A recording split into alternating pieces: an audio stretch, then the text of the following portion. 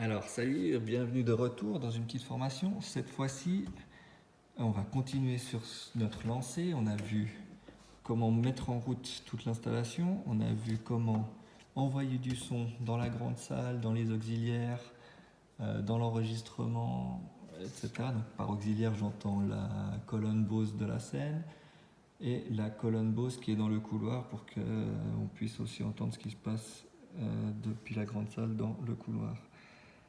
Maintenant, j'aimerais vous montrer un peu les réglages fins qu'on peut faire par piste. Donc, dans la base Easy, je vous rappelle, donc on est allé chercher la base Easy là en haut.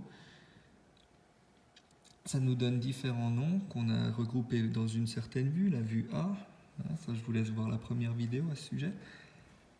Donc, je me retrouve avec une vue limitée là, uniquement la chair, les différentes voix. Et maintenant, je vais vous montrer ce qui se passe quand on rentre dans une seule des vues. Donc là, je vous rappelle, là en haut, on a certains types de vues de ces éléments. Là, quand je suis avec les trois petits traits, moi, je vois toutes les pistes qui sont liées à ma vue. Et quand je vais dans une seule piste, d'abord j'active une de mes pistes, ici, simplement là-dessus, voilà. Il y a un petit cadre jaune qui vient et ensuite je peux cliquer là-dessus, une seule piste, et ça me donne des informations détaillées sur la piste chair que voilà. Donc ici, qu'est-ce qu'on peut faire?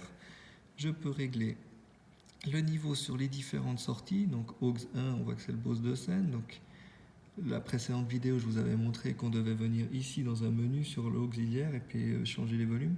Vous pouvez aussi, par piste, changer directement sur la piste à quel volume vous voulez avoir ce son dans les différentes sorties. Également ici, la reverb, le delay. Le delay, on n'en a jamais parlé. Je propose de ne pas trop y toucher. C'est toujours... Ouais, c'est un peu plus compliqué. Et puis je me dis que si c'est compliqué, vaut mieux pas trop y toucher. Moi non plus, j'y touche pas trop. Peut-être on en parlera plus tard. Mais ici, on peut aussi gérer la reverb. Et puis, par piste, on peut gérer ça ici. Donc ça se trouve dans le premier menu, là en haut. Ensuite, on a le menu de l'équalisation. L'équalisation, c'est quoi? C'est si une voix nous semble trop basse, trop aiguë, trop résonante, etc. On peut venir influencer sur son schéma de reproduction sonore ici. Si vous vous sentez à l'aise, amusez-vous un petit peu à bidouiller là, la courbe. De ce côté-là, on aura plutôt les fréquences aiguës. Si une voix vous semble un peu trop criarde, ou bien résonne presque un petit peu comme si on parlait dans un verre. Enfin, vraiment un truc un peu... Ouais, c'est un peu dur à décrire, mais vous allez vite comprendre. Si vous baissez, si vous poussez à fond ici, vous allez vite comprendre sur quoi ça influence et puis vous allez pouvoir ramener ça à un niveau acceptable, agréable. Pareil ici, commencez peut-être par mettre haut et puis après vous ramenez ça à un niveau acceptable. Rappelez-vous aussi que pour qu'une équalisation, pour que ce que vous mettez en place ici s'applique vraiment, il faut que là le petit voyant soit vert. Donc là, si vous cliquez dessus, tac là, il va tenir compte de ces réglages. Si vous désactivez ici, il ne va plus tenir compte. Pour vous faciliter la vie, cette table de mixage peut contenir des pré-réglages. Ça se trouve ici dans le menu Preset. Tac, on peut venir dessus. Et ensuite, pour chaque piste, on peut attribuer un pré-réglage. Donc il y a des pré-réglages d'usine. On voit de la guitare, on voit des caisses claires, on voit du piano, on voit de la voix. Une fois là aussi, ouais, des voix de fond, des voix claires, voix générales, etc.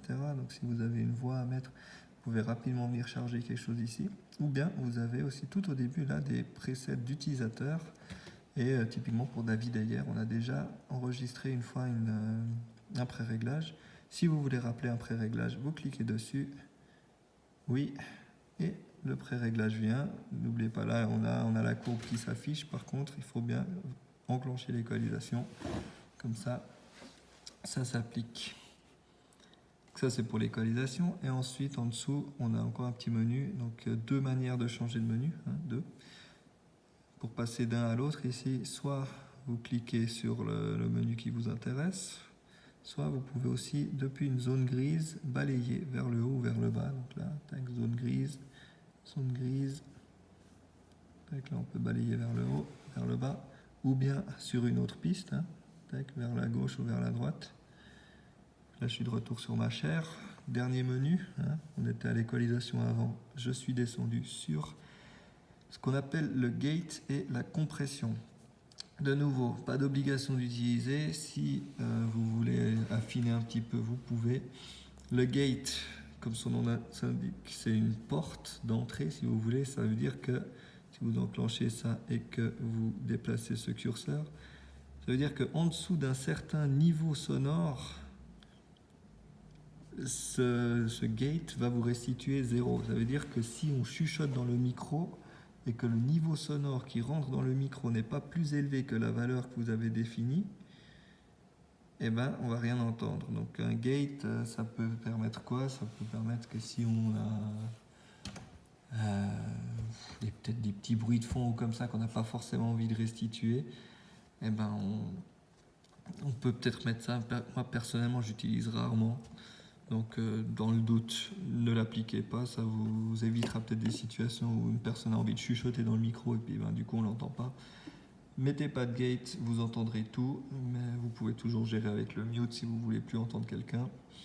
Et ensuite en dessous, la compression, c'est l'inverse du gate, ça veut dire que si on monte trop haut, on peut rattraper le volume. Donc si on voit que si on rentre à moins 20, tac, on monte sur la courbe ici, et ben on restitue à moins 40 si on fait le réglage comme ça. Vous voyez ce que je veux dire? Ça veut dire qu'on peut limiter un niveau maximum. Là, de nouveau, si ça ne vous intéresse pas plus que ça, n'y touchez pas, désactivez la touche, ça fonctionne très bien sans.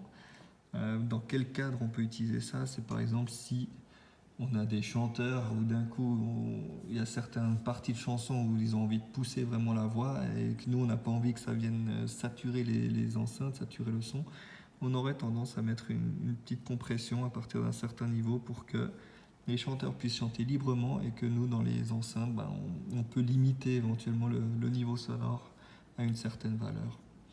Donc ça c'est au niveau de ces réglages de base. Donc là si je passe d'un à l'autre, tac, peut vraiment passer comme ça. Et si je veux revenir dans ma vue précédente, simplement cliquer là en haut et je reviens dans ma vue de base. Voilà, suite au prochain épisode. Ciao!